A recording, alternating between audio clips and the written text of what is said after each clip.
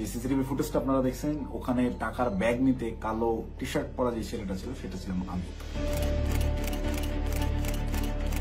ওয়েস্টিনের নিচে সাদা CF motor বাইকে হেলমেট লাগানো অবস্থায় আমার সাথে কথা বলতেছিলেন একজন উপদেষ্টা।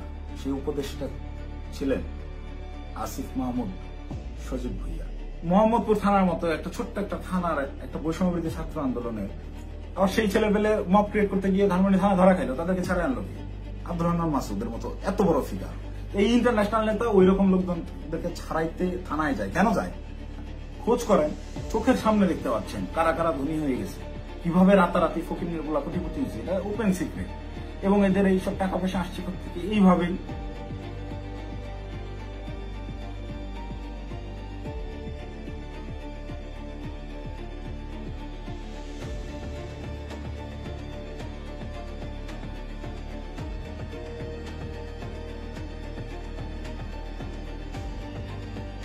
আসসালামু আলাইকুম, আমি জানে আলম অপু। সম্প্রতি গুলশানে বরিশালের এই যে নারী এমপির বাসায় চাঁদাবাজির যে ঘটনার ভিডিও ফুটেজ ভাইরাল হয়েছে, যে সিসিটিভি ফুটেজটা আপনারা দেখছেন, ওখানে টাকার ব্যাগ নিতে কালো টি শার্ট পরা যে ছেলেটা ছিল সেটা ছিলাম আমি। আপনারা এই একটি সিসিটিভি ফুটেজের মাধ্যমেই দেখেছেন যে বৈষম্যবিরোধী ছাত্র আন্দোলনের সমন্বয়করা চাঁদাবাজিতে জড়িত। আপনাদের যে সমন্বয়করা গত বছর আন্দোলনে আপনাদের কাছে মহানায়ক ছিল, তারা হয়ে গেল চাঁদাবাজ। কিন্তু আমার কিছু প্রশ্ন আছে। আপনারা কি জানেন যে এই যে টাকা নেওয়ার যে ফুটেজটা, এটা সকাল 9টা থেকে 10টার ভিতরকার সময়ের মধ্যে, তার ঠিক কয়েক ঘন্টা আগে ভোর 5টার সময় ওই জোনের ডিসি ওসি সবাইকে অবগত করে একদম অফিসিয়াল প্রসেসে আইনিভাবে আইন শৃঙ্খলা বাহিনী অর্থাৎ পুলিশ বাহিনীকে সাথে করে নিয়ে স্বামীর সেই বাসায় আমরা অভিযান চালাই। আপনারা কি জানেন সেই অভিযানে যাওয়ার আগে গুলশানেরই কোনো একটা জায়গায় আমার সাথে উপদেষ্টা আসিফ মাহমুদের কথা হয়? কই নিউজ মিডিয়ায় এত কিছু আসলো, এই 2 মিনিটের সিসিটিভি ফুটেজটাই কেন? আগের রাতের গোটা অভিযানের বিষয়টাকে একদম স্রেফ ধামাচাপা দেওয়া হলো কেন? ভোরবেলার সেই পুলিশ সাথে করে নিয়ে যে অভিযান চালানো হয়, 5টা থেকে 6টা পর্যন্ত টানা 1 ঘন্টা শাম্মী আহমেদের বাসায় অভিযান চলে, আইন শৃঙ্খলা বাহিনী সহ। গোটা বাসা তন্ন তন্ন করে খোঁজা হয়, কোথাও শাম্মীকে পাওয়া যায় না। কিন্তু বাসা অভিযান চলাকালীন সময়ে প্রত্যেকটা জায়গায় আমরা বুঝতে পারতেছিলাম এখানে শাম্মী ছিল। তার ব্যবহৃত জিনিসপত্র, বেডের পাশে তার ফোন, তার হেডফোন, তার জুতা, এভরিথিং, তার ভ্যানিটি ব্যাগ, সবকিছু একদম স্পষ্ট বোঝা যাচ্ছিল শাম্মী এই জায়গায় ছিল। সামহাও ইনফরমেশন লিক হয়ে গেছে, সে চলে গেছে। তো যেই 2.5 মিনিটের সিসিটিভি ফুটেজ ভাইরাল করে আমাদেরকে রাতারাতি হিরো থেকে একদম ভিলেন বানানো হলো, যারা এই কাজটা করলো তাদের কাছে আমার অনুরোধ থাকবে এবং চ্যালেঞ্জ করব আমি, যদি সৎ সাহস থাকে আগের রাতের সিসিটিভি ফুটেজটা আপনারা ফাঁস করেন, দেখি কে ফোন করছে, কার কলে, কিভাবে শাম্মীর বাসা থেকে বেরোইছে, এবং আইন শৃঙ্খলা বাহিনীর সাথে আমরা যে অভিযানে গেলাম সেখানে আমাদের ভিতর কি কি কথা হয়েছে।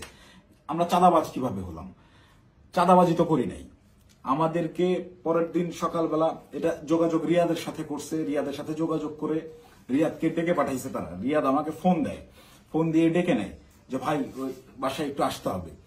তো সে আমাকে প্রাথমিকভাবে জানায় যে শাম্মী যায় নাই, এটা এখনো আমাদের কাছে তথ্য আছে, আমি বাসায় নজরদারি করতেছি, আপনি তাড়াতাড়ি আসেন। আমি ইমার্জেন্সি যাই। যাওয়ার পরে রিয়াদ আমাকে নিয়ে ভিতরে যায় এবং বলে যে ভাই উপর থেকে ডেকে পাঠাইছে বলার পর আমরা ওকে তাহলে চল। আবার যাওয়ার আগে একটু আটকাইলাম যে অন্যরা আসুক। পরে বেশ কয়েকজনকে ফোন দিল রিয়াদ, দিয়ে বলে যে ভাই সবাই ঘুমিয়ে গেছে, কেউ আসতেছে না। তো অগত্যা আমি ওর সাথেই গেলাম। সিঁড়িতে রিয়াদ আমাকে টাচ দেয় যে ভাই ওরা কিছু টাকা পয়সার কথা বলছে, পোলাপানরা চাপানি খেতে টাকা পয়সা দিবে। তা আমি স্বাভাবিকভাবেই মাইন্ডসেট করে নিছি, আমরা রাতে যে কজন আসছিল আর পুলিশ সব মিলে সর্বোচ্চ 40 জন হবে। তো পুলিশদেরকে বাদ দিলে এটা 15-20 জন বা 30 জন সর্বোচ্চ। এই কতই বা দিবে, 50,000 1 লাখ টাকা হয়তো বা দিবে। এইটা একদম নর্মাল থট থেকে ভাবছি। এই ভেবেই আমি ওর সাথে ভিতরে যাই। ও আমাকে বলে দিছে যে আমি বলছি যে আমি ভাই এগুলা আমার মন সাইদের, আমি কথাবার্তা বলতে পারি না। বলে আপনার কথা বলতে হবে না, আপনি রাতে খুব ভালো রোল প্লে করছেন, আপনারা ওরা ভয় পাবে। আপনি যেভাবে সব জায়গায় খোঁজাখুঁজি করছেন, চিল্লাচিল্লি করছেন, আপনারা ওরা ভয় পাবে। আপনার ফেসটা খালি দরকার, আপনি খালি আমার সাথে তাল মেলাবেন, বাকিটা আমি দেখবো। তো আমি যে গেছি তার সাথে, একটু আমার ভিতরেও ওই সময় হয়তো লোভ আসছে, আমি নিজেকে কন্ট্রোল করতে পারি নাই, বা ওই মুহূর্তে সঠিক ডিসিশনটা কি হবে আমি নিতে পারিনি। খুব ইনস্ট্যান্ট, সিঁড়িতে উঠতেছি আর 2 ধাপ গেলেই আমি বাসার দরজায় চলে যাবো, এতটুকু সময়ের ভিতরে আমাকে সিদ্ধান্ত নিতে হয়েছে। তো এটা আমার ভুল সিদ্ধান্ত হয়তো বা ছিল। ভিতরে গেলাম, গিয়ে বসলাম। বসার পরেই ওই স্বামীর হাজবেন্ড এসে 5 লাখ টাকার অফার করে যে আমি তোমাদেরকে 5 লাখ টাকা দিচ্ছি, তোমরা যারা ছিলে তোমরা চা পানি খায়ও, আমরা শান্তিপ্রিয় মানুষ, আমি সারা জীবন চাকরি করছি, কোনো রাজনীতি করি নাই, চাকরির রিটায়ারমেন্ট শেষে এখানে আছি, রেস্ট করতেছি, এই বয়সে এসে আমাদেরকে আর তোমরা হয়রানি করিও না, আমি কোনো রাজনীতির মধ্যে নাই, তো আমাদেরকে একটু শান্তিতে থাকতে দাও। এবং উনি আরো একটা প্রশ্ন করেন যে আমাদের তথ্য তোমাদেরকে কে দিছে, তোমরা কিভাবে জানলা যে আমরা এখানে আছি। এই দুইটা বিষয় উনি জিজ্ঞেস করেন, একটা হচ্ছে অনুরোধ করেন ওনাদেরকে ডিস্টার্ব না করতে, আরেকটা হচ্ছে ওনারা যে এই বাসায় আছেন, স্বামী যে এই বাসায় থাকেন বা ওনারা এই বাসায় আছেন, এই তথ্যটা কে দিছে। এই দুইটা ইসের বিনিময়ে সে 5 লাখ টাকা দিতে রাজি হয় এবং আনতে চলে যায় এখন, যে তো আমি তোমাকে 5 লাখ টাকা দিচ্ছি, তোমরা এটা নিয়ে যাও। দেন রিয়াদ রেসপন্স যেটা করে, রিপ্লে করে, সেটা শুনে আমি রীতিমতো আকাশ থেকে পড়ছি। ও একরকম ঝাড়ি মেরেই বলে আমি চ্যালেঞ্জ করতেছি, এই আমরা যতক্ষণ ছিলাম গোটা সময়ের ওই প্রায় আমরা 15 থেকে 20 মিনিট ছিলাম, গোটা টাইমের সিসিটিভি ফুটেজ তারা ফাঁস করুক। আমার এই ভিডিও যে সাংবাদিক ভাইরা দেখবেন, আপনারা ওই বিল্ডিং আবার যান, বিবিসির সাংবাদিকরা তো আগের বার বেশ কয়েকটা ফুটেজ বের করছেন সিঁড়ি দিয়ে ওঠা নামার, আপনারা কেন সাউন্ড দেন নাই আমি জানি না। আপনারা এইবার যদি যান গোটা ফুটেজটা ফাঁস করেন, এটা আমার অনুরোধ থাকবে। তাহলে ভাই আমি একটু বাঁচি। আমাকে যেভাবে আপনার এই চাঁদাবাজ হিসেবে পরিচয় করাইলেন, ডেকে নিয়ে ভাই টাকার ব্যাগ হাতে ধরাই দিছে, চাঁদাবাজি করতে যাই নাই, জীবনে চাঁদাবাজির কোনো রেকর্ড নেই, খোঁজ নিয়ে দেখেন, গোয়েন্দা লাগান, এভরিথিং। 1 টাকার অবৈধ সম্পদ কোথাও অর্জন করছি কিনা চ্যালেঞ্জ করবো, কেউ বের করতে পারবে না। এবং সর্বোচ্চ চেষ্টা করতেছে বর্তমান এই রাষ্ট্রযন্ত্র, সর্বোচ্চ চেষ্টা করতেছে আমাকে ভিলেন বানানোর। আমার বিরুদ্ধে কোনো এভিডেন্স পাচ্ছে না, এরকম কোনো কাজে আমি কখনোই ছিলাম না, আমাকে ডেকে নিয়ে জাস্ট ইউজ করা হয়েছে। যাই হোক, ওই প্রসঙ্গে আপাতত না যাই, ঘটনায় ফিরি। এখানে রিয়াদ রিপ্লেতে বলল যে কিসের 5 লাখ, 1 কোটির নিচে কথাই হবে না, আপনাদের মানিজ্য সব বাঁচাই দিলাম, আত্মীয় স্বজনের কাছে কালার খাইতে হইল না, জেল খাটতে হইল না, কোনো কিছু করতে হইল না। আমি ভাই রীতিমতো 1 কোটি টাকার কথা শুনে হয়েছি যতটা, তার চাইতেও বেশি হয়েছি। অকপটে বলতেছে যে আপনাদেরকে জেল খাটা লাগলো না, কিছু না, আত্মীয় স্বজনের কাছে মানহানি হলো না, মিডিয়া হইলো না, কোনো কিছু হইল না, এটার বিনিময়ে শুধু 5 লাখ। তখন একরকম মাথা ধরে উঠছে আমার যে এইটা কি তাহলে প্ল্যান ছিল। আমি ওই তখন থেকেই রাতে বিভিন্ন ক্লু পাচ্ছিলাম যে স্বামী বাসায় ছিল, তখন আমার মাথায় খেলে যে এটা কি আসলে প্ল্যান ছিল। তাহলে কি প্ল্যান করে স্বামীকে এরা সেফ এক্সিট দিছে, এবং সেফ এক্সিট দেওয়ার বিনিময়ে এখানে কোটি টাকা নিতে আসছে। মাথায় যখন প্রশ্নটা ঘুরপাক খায়, আমি ওখান থেকে একটু উঠে চলে যাই যে আমি এইসব টাকা পয়সার ডিলিং আমি থাকবো না। তখন আবার আমার মাথায় এইটা খেলে যে আমি তো রিয়াদের সাথে আসছি, রিয়াদ আমার সহযোদ্ধা, সে আমার পূর্ব পরিচিত, তাকে এখানে একা রেখে আমি কিভাবে চলে যাই একটা আওয়ামী লীগের এমপির বাসায়, একে তো গুম করে দিতে পারে বা এর যে কোনো বিপদ হতে পারে। ওর সেফটির কথা চিন্তা করে ওকে আমি একা রেখে চলে গেলে ওর বিপদ হতে পারে, এই চিন্তা করে আমি আবার ব্যাক আসি না। যাই হয় হোক, আমাকে রিয়াদকে নিয়ে যেতে হবে, অ্যাটিনাও রিয়াদকে আমাকে তাড়াতাড়ি এখান থেকে বের করতে হবে। তো ওই ওদের কথা, ওরা বার্গেনিং চালাতেই আছে। ওটা 1 কোটি থেকে 50 লাখে নামে, 50 লাখের থেকে ওই 50-50 করবে, 25 এখন নেবে, 25 করে বিভিন্ন রকম বার্গেনিং করতে থাকে। গোটা সিসিটিভি ফুটেজ দিলেই আপনারা দেখতে পাবেন। তো আমি যত ফাস্ট করা যায় এখান থেকে বের হইতে পারলে পারছি। তো আমি রিয়াদকে বারবার কানে কানে বলতেছি তুই এরকম পাগলামি করিস না, তুই থাম। রিয়াদ আমাকে বারবারই বলে আপনি চুপ থাকেন, দেখেন আমি কি করি, আপনি চুপ থাকেন, আমি দেখেন কি করি। তো আমি সাহস আর পাচ্ছিলাম না। উনি একটা সময় করলেন কি, পাশের রুমে গেলেন, পাশের রুমে গিয়ে কাউকে একটা ফোন দিলেন, সর্বোচ্চ 30 সেকেন্ড বা 1 মিনিট পরে একটা লোক আসলেন, এসে বেল চাপলেন, দরজা খুলতেই বাইরে থেকে একটা টাকার ব্যাগ দিল, টাকার ব্যাগটা নিয়ে গেটটা লাগাই দিলেন। ওই টাকার ব্যাগটা সোজা এনে আমার পাশে উনি রাখলেন, আমার পাশে ছোট একটা টেবিল ছিল, রাখতেই এই পাশ থেকে রিয়াদ আমাকে বলতেছে আপনার তো কাঁধে ব্যাগ আছেই, তাহলে ওটা ব্যাগে ভরে ফেলেন। তো আমি আমার ব্যাগের ভিতরে খাবার ছিল, আমি সারা রাত ধরে জেগেছিলাম, এখানে অভিযান চালাই বাসায় যাচ্ছিলাম, খাওয়া দাওয়া করিনি, সকালে খাওয়ার জন্য খাবার কিনছি, খাবারটাও খাইতে পারিনি। এই খাবারটা বের করে রেখে টাকাটা ব্যাগে বললাম ভরে আমি রিয়াদকে বলতেছি চল উঠি। রিয়াদ তখন নতুন আবার কাহিনী শুরু করলো যে না, এই 10 লাখ টাকা নিয়ে যাওয়া যাবে না। সে তখন বিভিন্ন ইনে বিনে আরো টাকা দেন, আপনি টাকা লাগলে ম্যানেজ করেন, সে টাকা ছাড়া উঠবেই না। তাকে একরকম অনুরোধ করে আমি এই জায়গা থেকে তুললি যে ভাই তুই আর ঝামেলা বাড়াইস না, তুই চল, আর তুই যদি বেশি ঝামেলা করিস তাহলে আমি এই টাকার ব্যাগও ফেলাই আমি চলে যাই, তুই একা হ্যান্ডেল করবি।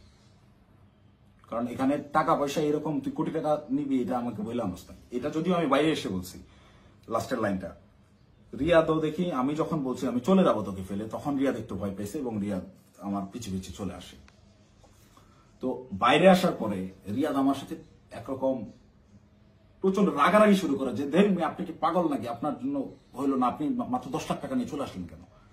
আমি ওরে উল্টা ঝাড়ি মারতেছি, বেটা তুই পাগল নাকি, একটা মানুষের বাসায় গিয়ে ওখানে ক্যামেরা আছে, এই আছে, সবকিছু আছে, একটা মানুষের বাসায় মানুষ কি কোটি টাকা ঘরে রাখে, তুই একজন মানুষের বাসায় গিয়ে আন্দাজে বলতেছিস আমাকে 1 কোটি টাকা দিতে হবে। লোক বলতেছে টাকা নাই, তুই বলছিস ম্যানেজ করে এনে দেন। এটা তো পাগলামি ছাড়া কিছুই না, তুই কি অন্ধ হয়ে গেছিস, তোর কি বিবেক বুদ্ধি নাই হয়ে গেছে টাকার লোভে। ভাই ভাই তো আমার 1 কোটির কথাই বলে দিছে। আমি মানে প্রশ্ন যে করব কোন ভাই, এটা প্রশ্ন করার আগে দেখি রিয়াদের চোখ মুখ শুকায় গেছে। মানে সেও আতঙ্কিত, তাকে 1 কোটির কথা বলে দেওয়া হয়েছে। এই 1 কোটি কেন আনা হইলো না, বা আমি যে বাধাগ্রস্ত করছি আমার জন্য সে 1 কোটি আনতে পারলো না, এটার জন্য সে আমার উপরে বিরক্ত এবং সে নিজেও নার্ভাস। রিয়াদের চোখে মুখেও দেখি চিন্তার ছাপ। পরে আমি বললাম কোন ভাই, কখন বললো তোরে, কার সাথে কথা বলছিস আমি যাওয়ার পরে। বলছে রাতে কোন ভাই আসছিল দেখেন নাই। তখন আমি 30 সেকেন্ডের মতো চুপ করে থাকি, ভাবতে থাকি। যখন রাতে কোন ভাই আসছিল এইটার সমীকরণটা আমার মাথায় মেলে এবং রিয়াদকে আমি বলি যে যে ভাইয়ের সাথে কথা বলে আসলাম তুই কি সেই ভাইয়ের কথা বলতেছিস। রিয়াদ বলে হ্যাঁ। কয় আপনি বুঝতেছেন না ওখানে ক্যামেরা আছে, সবকিছু আছে, সবকিছুর সামনে আমি 1 কোটি টাকার সাহস করতেছি, এটা কি এমনি। তখন আমার কাছে একটু হলেও বিশ্বাসযোগ্য মনে হচ্ছে না আসলে এইটুকু একটা ছেলে ও 1 কোটি টাকা চেয়ে ফেলছে, ক্যামেরা আছে এটা জেনে সহ ও জানে। কিন্তু এই বাসায় আমরা 3-4 ঘন্টা আগেও পুলিশ সহ অভিযান চালাই গেছি, বাসার কোথায় কি আছে সব জানা। ও খুব ভালো মতো জানে এখানে সিসিটিভি ক্যামেরা আছে, সব রেকর্ড হচ্ছে। তারপর ও বিন্দু পরিমাণ ভয় ছাড়া ও অকপটে 1 কোটি টাকা চেয়ে ফেলছে। তাহলে অবশ্যই ওর কথার কিছুটা হইলেও সত্যতা আছে, ওর পেছনে ওই রকম ব্যাকআপ আছে। তো আমি একরকম মন খারাপ করে চলে যাচ্ছি, আমার মাথায় কিছু কাজ করতেছে না। তো রিয়াদ আমাকে জোর করে টেনে রিক্সায় তুলে ওই টাকার ব্যাগ সহ ঢাকার বিভিন্ন জায়গায় ঘোরাঘুরি করতে গেছে, আমাকে বিভিন্নভাবে কনভিন্স করতে গেছে। ভাই উনি তো বলছে, আমি নেমে আসার পরেও রিয়াদ গেটে ছিল, ওদের সাথে বার্গেনিং করে আসছে, 2 দিন সময় দিয়ে আসছে যে 2 দিন পর আমরা আবার আসবো, এটা বলে আসছে। তো আমাকে বলতেছে ভাই ওনাকে 2 দিন সময় দিয়ে আসছি, 2 দিন পরে কিন্তু আসতে হবে, আমাদেরকে টাকা তুলতে হবে। আমি ওর কথা বাড়াইলাম না, বললাম দেখা যাবে। আমি খালি চাচ্ছিলাম এখান থেকে আমি কাটতে পারলে পারছি, আমি কিসের মধ্যে পড়ে গেছি। এইভাবে রিয়াদ চলে গেল ওখান থেকে ওই ওর বাসার দিকে। খুব সম্ভবত এটা মধ্যপাটা বৈঠাখালী নামের একটা জায়গায় যাবে, সেই জন্য একটা সিএনজি নিল এবং আমাকে ছেড়ে দিল। আমি আমার মতো চলে গেলাম এবং যাওয়ার সময় আমি ওকে জিজ্ঞেস করলাম তুই টাকাগুলা কি করবি।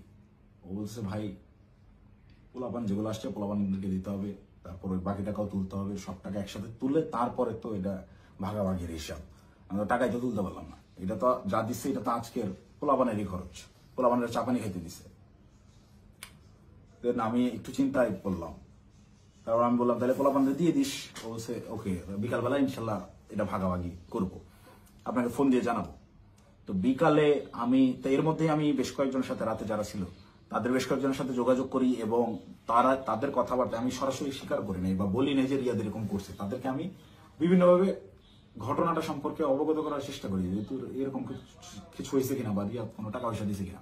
তো সবাই অস্বীকার করতেছে, মানে যারা আসছিল এই অভিযানটা চালাইতে তারা কেউ এই বিষয়ে অবগতই না। তার মানে এখানে ওই যে আমাদের গ্রুপে ইনফরমেশন দেওয়া হলো অমুক বাসায় আওয়ামী লীগের এমপি আছে বলে ছাত্রদেরকে চেতায় দেওয়া হলো, চেতায় দিয়ে এই ছাত্রদেরকে মব করতে পাঠানো হলো। ওখানে ছাত্রদেরকে পুলিশ বাহিনী সহ ওই এমপির বাসায় পাঠাইয়া ওই পরিবারকে ভয়ভীতি প্রদর্শন করা হলো। করার পরে ছাত্ররা সবাই যে যার মতো বাসায় চলে গেল। তারপরে চাঁদাবাজের দল চাঁদাবাজি করতে আসলো। ঘটনা এইটাই। এখান থেকে মাঝখান থেকে সাধারণ ছাত্ররা ব্যবহৃত হইল। এই ব্যবহারের তালিকায় সেদিন আমিও পড়ছি, আমিও ব্যবহৃত হয়েছি এবং বিভিন্ন সময় বিভিন্ন ঘটনায় এরা এইভাবে বিভিন্নভাবে ছাত্রদেরকে ব্যবহার করে এইসব করে। তারপর বিকালবেলা রিয়াদ আমাকে ফোন দেয়, ফোন দিয়ে ডাকে হচ্ছে রামপুরায়। তো এমনিতেই আমি হাতিরঝিলে যেতাম, তারপরের দিন আমাদের বেসরকারি বিশ্ববিদ্যালয়ের প্রোগ্রাম হাতিরঝিলে, সেই প্রোগ্রামের বাস্তবায়ন কমিটিতে ছিলাম, ভেন্যু পরিদর্শনের জন্য যাওয়ার কথা। এমনিতেই যাইতাম, তো ওর কথা শুনে আমি একটু হাতিরঝিল থেকে আগায় গেলাম রামপুরার দিকে।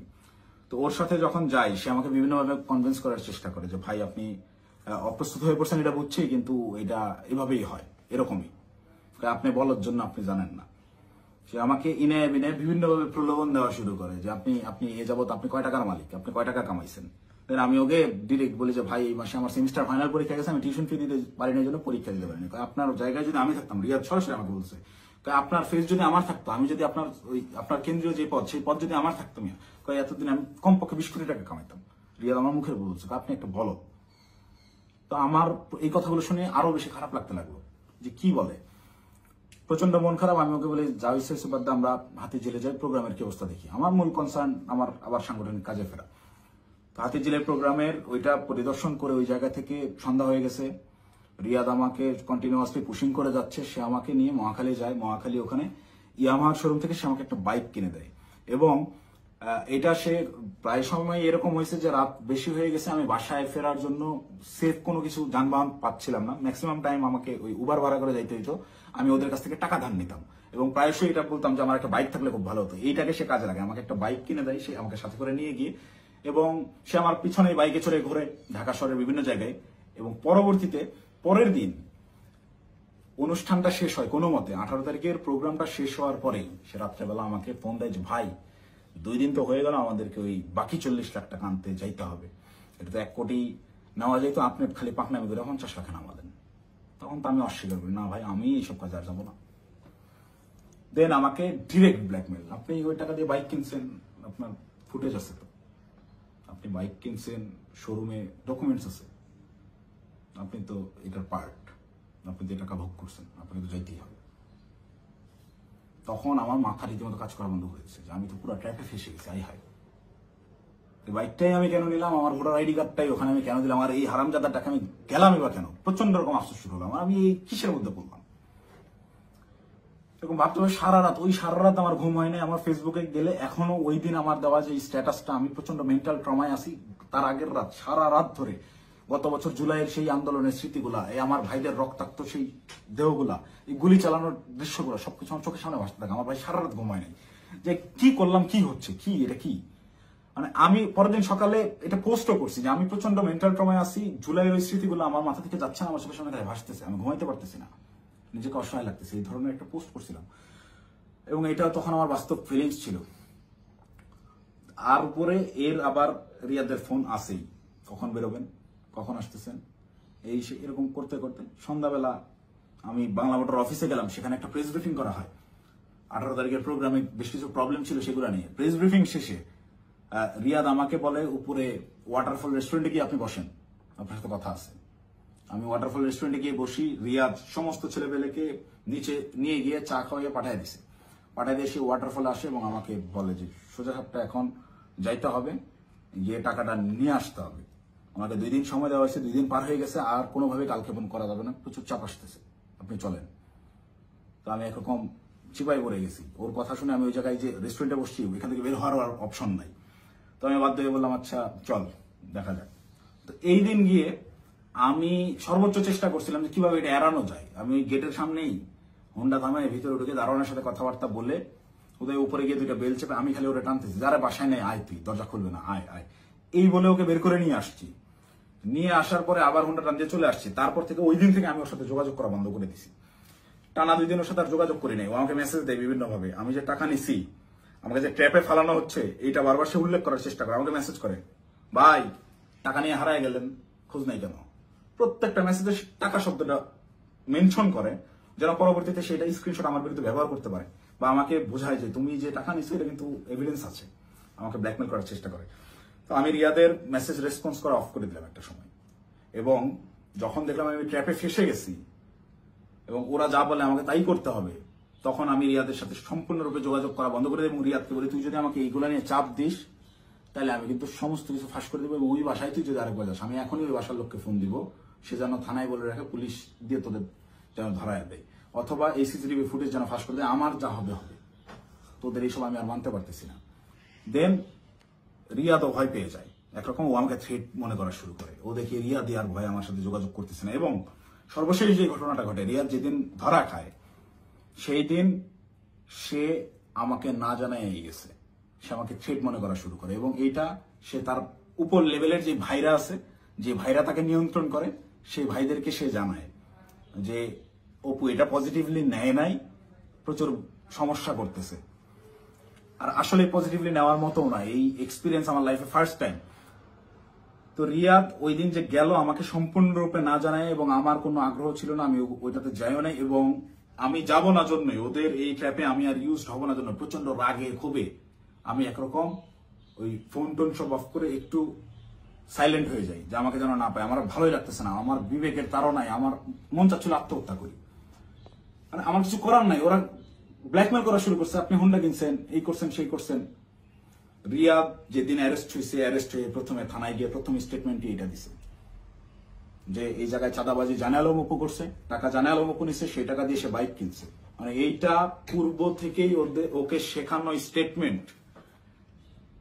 টাকা নিলি 10 লাখ, থানায় গিয়ে সাংবাদিকদের সামনে বলতেছে যে এরা 5 লাখ টাকা দিচ্ছে, 5 লাখ টাকায় জানা আলম অপু নিচ্ছে, নিয়ে 3 লাখ টাকা দিয়ে বাইক কিনছে, বাকি টাকা ওর ওয়াইফের চিকিৎসায় খরচ করছে। মুখস্থ বয়ান বলে দিবি, তুই কি জানোস আমার ওয়াইফ অসুস্থ কিনা? আন্দাজে একটা কথা যে বলে দিল, আমার ওয়াইফের গত 6 মাসে ওই রকম মেজর কোনো অসুস্থতা আসে নাই যে যার জন্য মেডিকেলে টাকা দিতে হবে। যাই হোক, রিয়াদ অ্যারেস্ট হয়ে থানায় গিয়ে যখন প্রথম স্টেটমেন্টটাই আমার বিরুদ্ধে দিল, এবং ওই জিনিসগুলো যখন আমি দেখলাম যে আমার সিসিটিভি ফুটেজ ভাইরাল করা হয়েছে, এবং রিয়াদ রিমান্ডে তো গেল পরে, আমি রিমান্ডে যাওয়ার পরে স্টেটমেন্ট দিলেও আমি বলতে পারতাম যে সে নির্যাতনের ঠেলায় হয়তোবা নিজে বাঁচার জন্য দোষ আমার উপর পার করেছে। তা না, সে অ্যারেস্ট হয়ে থানায় গিয়ে প্রথম স্টেটমেন্ট দিচ্ছে আমার বিরুদ্ধে যে এইগুলো সব জানালো মুখ করছে। এটা তার শেখানো বলে ছিল, তার উদ্দেশ্য ছিল আমাকে কর দেওয়া। এবং এখন পর্যন্ত রিয়াদের বিষয়টাকে ইচ্ছাকৃতভাবে মিডিয়া ট্রায়ালে রাখা হয়েছে, যতক্ষণ পর্যন্ত আমাকে না ধরতে পারবে, এই সমস্ত দোষ আমার উপরে না চাপাইতে পারবে, ততক্ষণ পর্যন্ত এরা থামাবে না। এরা আমি বাইরে থাকার থ্রেড মনে করতেছে। আমি আসতেছি, যে কোনো সময় আমি অ্যারেস্ট হয়ে যেতে পারি, আমাকে ওই হাসিনার মতো গুম করা হবে। হাসিনা যেভাবে নিয়ে আয়না ঘরে রাখতো মানুষজনকে, কেউ জানতো না, বলতো সে নিজে একা একা হারায় গেছে। আমাকে বলতো যে সে চাঁদাবাজি করছে, করে এখন গা ঢাকা দিছে, কোথায় না কোথায় গিয়ে আছে। তো আমি জানি না আমার আসলে কি অপেক্ষা করতেছে, তবে আমি মহান আল্লাহ তাআলার কাছে শুকরিয়া জ্ঞাপন করতেছি। হয়তোবা জীবনে কোনো একটা ভালো কাজ করছিলাম, যার বিনিময়ে আল্লাহ তাআলা আমাকে ওই দিন ওই জায়গাটায় নেওয়া থেকে বিরত রাখছিলেন। আল্লাহ তাআলা হয়তোবা চান নাই যে আমি ওই পরিমাণ বেইজ্জতি হই, যার কারণে আমাকে নেয় নাই। আমি শুকরিয়া আদায় করি মহান আল্লাহ তাআলার কাছে, আমি চিরকৃতজ্ঞ। যাই হোক, এখন আমি যে কোনো সময় আমাকে আপনারা জেলখানায় দেখতে পারেন, আমার লাশ আপনারা নদীতে ভাসতে দেখতে পারেন, অথবা হঠাৎ করে একদিন টেলিভিশন খুলে দেখবেন যে আমি ওই বসে আছি, আমার সামনে প্রচুর টাকা পয়সা, মদ, তারপর হচ্ছে অস্ত্র দিয়ে আমাকে দেখানো হচ্ছে আমি ঢাকা শহরের সবচেয়ে বড় মাফিয়া ছিলাম, গ্যাংস্টার ছিলাম, আমাকে অ্যারেস্ট করা হয়েছে। এরকম যে কোনো নাটকই সাজানো হইতেই পারে। তো এই নাটকগুলো যদি সাজানো হতে পারে, বা আমাকে এভাবে ফাঁসানো হতে পারে, আমাকে দিয়ে এই কথাগুলো বলানো হতে পারে, তার আগেই সঠিক সত্যটা জাতির উদ্দেশ্যে, জাতিরকে জানানোর জন্য আমার এই ভিডিওটা বানানো। এখন আসি, অনেকেই এই ভিডিও দেখে বলবেন যে ভাই তুই এই 4-5 দিন ধরে চুপচাপ থেকে খুব সুন্দর স্ক্রিপ্ট লিখছিস। অনেকে, আমি যখন পোস্ট করছিলাম যে আমি গোটা বিষয়টা ক্ল্যারিফিকেশন একটা ভিডিও দিব, অনেকেই কমেন্ট করছে যে হ্যাঁ ভাই সময় নেন, সমস্যা নাই, ভালো করে স্ক্রিপ্ট লেখেন, তারপর আইসেন। তো এইখানেও যারা বলবেন যে স্ক্রিপ্ট করা হয়েছে, তাদেরকে আমি বলবো ওই 17 জুলাই 16 জুলাই পার হয়ে রাত 12টার পরে, যখন 17 জুলাই পরে, ওই 17 জুলাই ভোর 4:15 থেকে 30 এই 15 মিনিট সময়, কিংবা 4:10 থেকে 4:30 এই 20 মিনিট, বা আমি যদি আরো 10 মিনিট বাড়াই, 4:10 থেকে 4:40 পর্যন্ত 30 মিনিট আমি বললাম, এই 30 মিনিটের ওই যে গুলশান 2 মোড় পার হয়ে যেই 5 স্টার হোটেলটা, ওয়েস্টিন ইন্টারন্যাশনাল যে হোটেলটা, এই ওয়েস্টিনের নিচে সাদা সিএফ মোটো বাইকে হেলমেট লাগানো অবস্থায় আমার সাথে কথা বলতেছিলেন একজন উপদেষ্টা। সেই উপদেষ্টা ছিলেন আসিফ মাহমুদ সজীব ভুইয়া। আপনাদেরকে চ্যালেঞ্জ করব, আমাকে ভুল প্রমাণ করার আগে আপনারা ওই সিসিটিভি ফুটেজ জাতির সামনে আনবেন, এনে দেখাবেন যে ওই সময় আসলে এরকম কোনো কিছু ঘটে নাই, আমার সাথে আসিফ মাহমুদ সজীব ভুইয়ার কোনো কথাবার্তা হয় নাই, সে ওখানে আসে নাই। একজন উপদেষ্টা ভোর 4টার সময় বাইকে চড়ে হেলমেটে মুখ ঢেকে গুলশানের মতো অভিজাত এলাকায় কি কাজে আসে, এটা আমার জানার কথা না। আমি তো মামুলি পার্সন, তারা তো হাই লেভেলের পার্সন। আর আমার সাথেই কেন কথা বলতে হয় বা কি বা কথা হয়। এবং ওই যে রিয়াদ বললো রাতে যেই ভাই আসছিল, এবার সমীকরণটা আপনারাই মিলাম যে রাতে কোন ভাই আসছিল, কোন ভাইয়ের সাথে আমার কথা হয়েছে এবং কোন ভাইয়ের কথা রিয়াদ ইন্ডিকেট করছে। শুধু ওই ভাই না, আরো যেসব ভাই আছে সব ভাইরাই এটাতে জড়িত এবং এটা ওপেন সিক্রেট। এই সকল ভাইরা, এই যে আমাদের আসিফ মাহমুদ সজীব ভুইয়া ভাই সেদিন যে সিএফ মোটো বাইকটা নিয়ে আসছে, এই রাত্রেবেলা বাইক রাইডিং করতে সে গুলশানে আসছে, ওই ওয়েস্টিনে 5 স্টার হোটেলে ছাড়া সে বসে না কোথাও। সে ওই গত বছর জুলাইতেও 50,000 60,000 টাকা দামের সেকেন্ড হ্যান্ড একটা স্কুটি চালাইতো, এখন সে সিএফ মোটো চালায়। যাই হোক, এটা চোখের সামনে আপনাদের কে কি করছে, আঙ্গুল ফুলে কলা গাছ কিভাবে হয়েছে, যে সকল ছেলেপেলেরা ওই হলে থাকতে পারতো না ছাত্রলীগের যন্ত্রণায়, বাইরে বাসা ভাড়া নিয়ে থাকবে, বাসা ভাড়ার টাকা থাকতো না, বিভিন্ন রাজনৈতিক নেতাদের কাছ থেকে টাকা ধান নিয়ে থাকতে হইতো, ডোনেশনে যাদের ম্যাচ ভাড়া চলছে তারা এখন ডুপ্লেক্স বাড়িতে থাকে, নিজস্ব গাড়িতে চলাফেরা করে।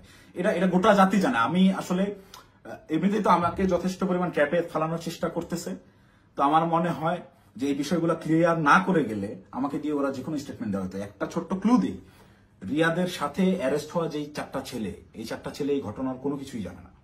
এই 4টা ছেলেকে রিয়াদ একইভাবে আমাকে যেরকম বলছে ওই সাময়িকা পাওয়া গেছে আপনি আসেন এই বলে নিয়ে যে ব্যবহার করছে, ওই আমাকে খালি বলছে যে আপনি রাতে অনেক ভালো ভূমিকা রাখছেন, আপনার ফেসটাই আনাফ, আপনারা দেখলেই ভয় পাবে ওরা। ঠিক তেমনি ভাবে এই একটা ছেলে পেলে নিয়ে গেছে যে তোদের কিছু করতে হবে না, তোরা খালি চুপচাপ দাঁড়ায় থাকবি, যা করার আমি করবো। এইরকম কোন একটা প্রলোভন দিয়ে এই ছেলেগুলোকে নিয়ে গিয়ে ফাঁসাইছে। ফাঁসানোর পরে এরা রিমান্ডে গেল। এরা কি হত্যা করছে ভাই? 10 দিনের রিমান্ড কেন লাগবে? 10 দিনের রিমান্ড এই কারণেই চাওয়া হয়েছে বা 7 দিনের রিমান্ড এই কারণেই দেওয়া হয়েছে যে ঠিক ততক্ষণ পর্যন্ত এদেরকে জিজ্ঞাসাবাদ করা হবে যতক্ষণ পর্যন্ত এরা তাদের দেওয়া স্ক্রিপ্টেড দেওয়া বক্তব্য নিজেরা প্রকাশ না করতেছে। ভাই এই একটা চাঁদাবাজি সিসিটিভি ফুটেজ সব আছে, এটা তদন্ত করতে 7 দিনের রিমান্ড লাগে না, এটা বুঝতে রকেট সায়েন্স লাগে না। এখন ওই ছেলেগুলা যারা চাঁদাবাজিতে মানে গোটা ঘটনার সাথে কোনোভাবেই কানেক্টেড না, এই ছেলেগুলা আমি নিউজ দেখলাম প্রাথমিকভাবে স্বীকার করে নিয়েছে চাঁদাবাজি জড়িত থাকার কথা। তারা জড়িত না থেকেও জড়িত থাকার কথা স্বীকার করে নিচ্ছে। মানে এদের উপরে কি পরিমাণ চাপ আসছে হিসাব করে দেখেন, আপনারা ভেবে দেখেন। তো আমার মাথায় এইটাই ঘুরতেছে যে আমাকে ধরার পরে আমাকে কি পরিমাণ চাপ প্রয়োগ করবে, আমাকে কি না কি বলাবে। তো এইসব কি না কি বলে ওদের ওইসব প্যাচের মধ্যে আমি আর নাই। আমি সত্যটা বলে গেলাম, এখন যদি আমাকে গুম করে, আমাকে খুন করে, যাই করুক, আমি ভিডিওতে যা বলে গেলাম এটা শতভাগ সত্য, আমি দায়িত্ব নিয়ে বলতেছি। আমি আপনারা অনেকেই আমার পরিচিত মানুষজনদের ভিতরে অনেকেই ভিডিওটা দেখবেন যারা আমার সহযোদ্ধা, যারা আমার সাথে এতদিন চলাফেরা করছেন এবং যারা আমার সম্পর্কে জানেন, যারা আমার শুভাকাঙ্ক্ষী, তারা অবশ্যই এই কথাগুলো বিশ্বাস করবেন। তারা জানেন আমি ওই রকম দুর্নীতির সাথে যুক্ত হতেই পারি না এবং আমাকে তারাও ইউজ করে সুবিধা করতে পারে নাই। সুবিধা করতে পারে নাই জন্যই আমাকে আটকে দেওয়ার এত চেষ্টা। তো আমি যদি গুম হয়ে যাই, খুন হয়ে যাই, নিখোঁজ হয়ে যাই, যাই হোক, আমাকে যাই করুক, আপনারা দয়া করে এই সত্যটা জেনে রাখবেন, এইটাই প্রচার করবেন। অপু চাঁদাবাজ ছিল না এবং জুলাইকে বিক্রি করে চাঁদাবাজি যারা করতেছে, যারা ধনী হয়েছে, ফকিরের পোলারা কোটিপতি হয়েছে, তাদের বিরুদ্ধে আওয়াজ তুলতে গিয়ে অপু নিজেই চাঁদাবাজ হয়ে গেছে, ষড়যন্ত্রের শিকার হয়ে। ভাই আমি যদি চাঁদাবাজি করতাম, ভাই এই 1 মাস আগে আমার ইউনিভার্সিটিতে আমার সেমিস্টার ফাইনাল পরীক্ষা গেল, মাত্র 60 থেকে 70,000 টাকার মতো আমার ডিউ ছিল। এই 60-70,000 টাকা আমি দিতে পারিনি, এই জন্য পরীক্ষা দিতে পারিনি। আমি এনসিপির পদযাত্রায় গেলাম 5 তারিখে পদযাত্রা আমার জেলায় ছিল, আমি 4 তারিখে গেছি। আত্মীয় স্বজন, বাসার ফ্যামিলি মেম্বার সবাই জানে যে আমি আমার জেলায় সমাবেশ, এই কারণে আমি পরীক্ষা দিচ্ছি না। আসলে আমি টাকার অভাবে পরীক্ষা দিইনি। আপনার ইউনিভার্সিটিতে খোঁজ নিয়ে দেখেন, আমার পোর্টালে গিয়ে দেখেন আমার ডিউ কত টাকা। আমি রেজিস্ট্রার স্যারকে মেইল করছিলাম যে স্যার আমাকে পরীক্ষা দেওয়ার পারমিশন দেওয়া যায় কিনা, তারা আমাকে পরীক্ষা দেওয়ার পারমিশন দেয় নাই ডিউ রেখে। আমি এনসিপির সমাবেশে যাই 4 তারিখ, আমার বউয়ের কাছ থেকে 4,000 টাকা ধার নিয়ে যাই এবং ওই টাকা শেষ হওয়ার পরে আরেক ফ্রেন্ডের কাছ থেকে 2,000 টাকা ধার আনি। এভাবে ধার দেনা করে চলা লোক আমি যদি চাঁদাবাজি করতাম, ওদের মতো কোটি কোটি টাকার মালিকই হইতাম, ওদের সাথে লিয়াজু করে এইসব করতাম, আমাকে এত কষ্ট দিন যাপন করতে হইতো না। তো আমাকে চাঁদাবাজের যে নাটক করে আমাকে চাঁদাবাজ বানায় ভিলেন বানানো হইলো এদের জন্যই। এদের সাথে থেকে জুলাই এইরকম সংগ্রাম করছি, মানে আমার মাথায় খেলে না। আমি জুলাইতে, আপনারা যারা আমাকে আগে থেকে চেনেন তারা দেখছেন কিভাবে আমি একদম মুমূর্ষু অবস্থায় হাসপাতালে 13 দিন 14 দিন পড়েছিলাম। 30% 40% রিকভার করছি।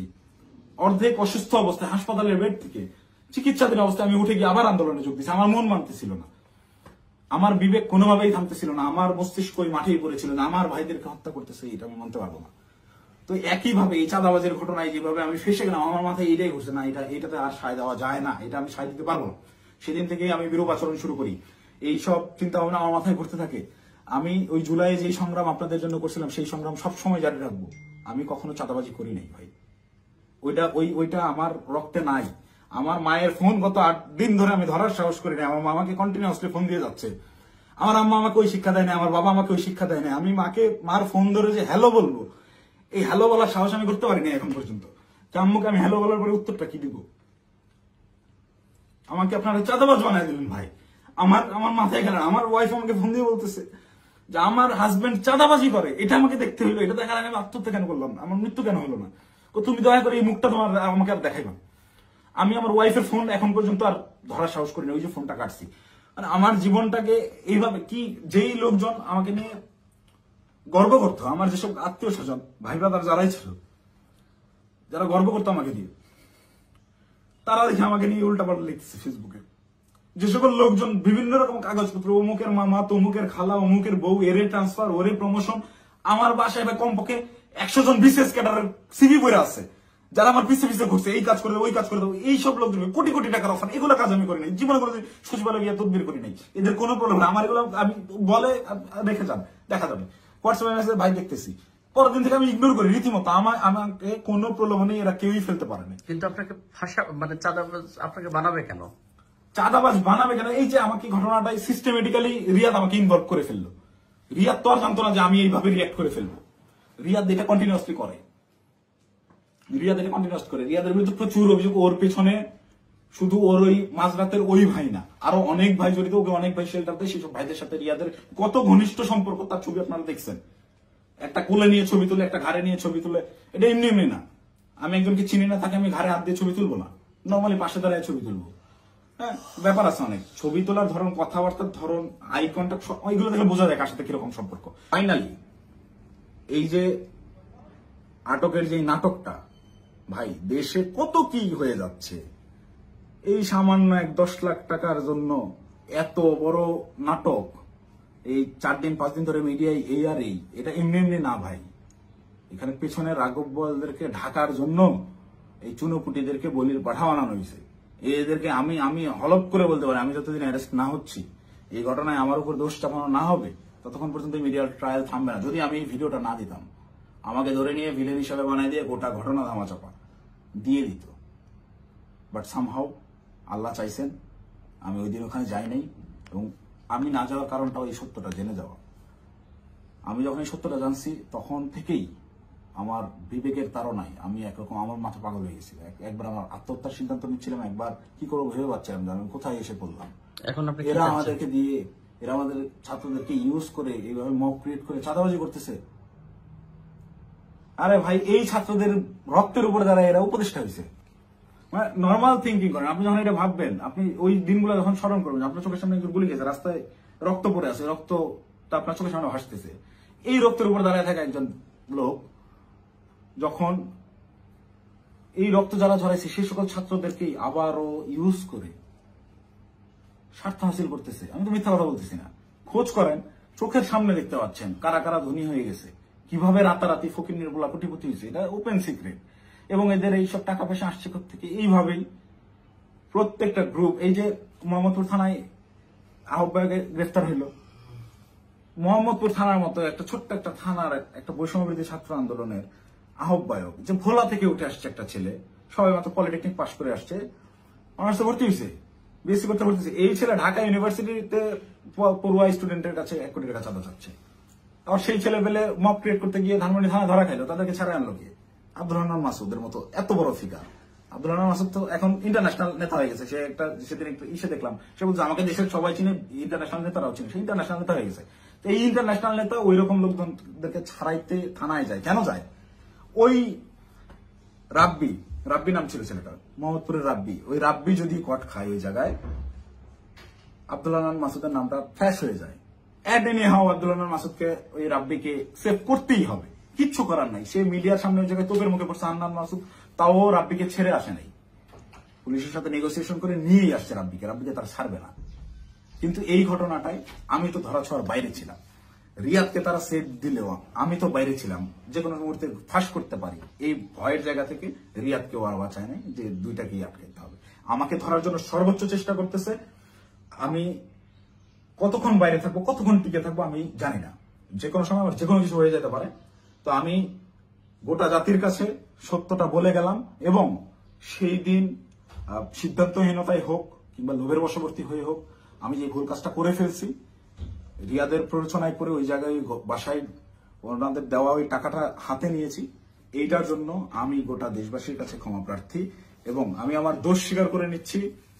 এবং আমি প্রচলিত আইন অনুযায়ী, যেহেতু আমার নামে মামলা হয়েছে, আমি বিচার ফেস করতে রাজি আছি। Don't forget to like, share and follow Awaz Video on Facebook, YouTube and Instagram. For breaking news and more, head over to www.awazvideo.us.